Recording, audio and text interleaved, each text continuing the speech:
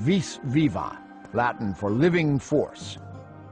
Many discounted his ideas, but Leibniz was convinced that the energy of an object was made up of its mass times its velocity squared. Taking the square of something is an ancient procedure.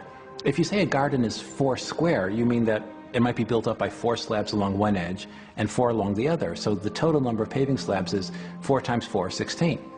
If the garden is 8 square, 8 by 8, well, 8 squared is 64. It'll have 64 slabs in it.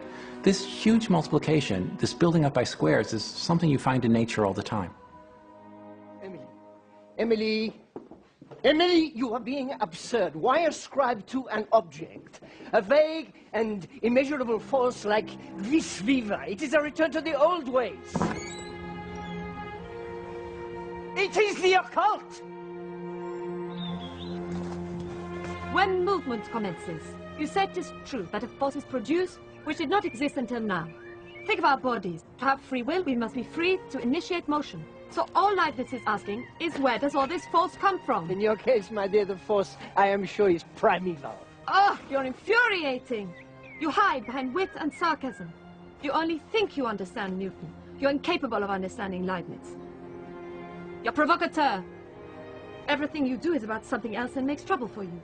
Criticize this, denounce that. Are you capable of discovering something of your own?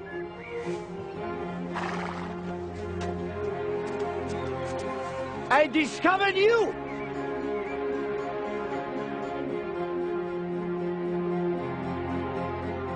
Despite the overwhelming support for Newton, Du Châtelet did not waver in her belief.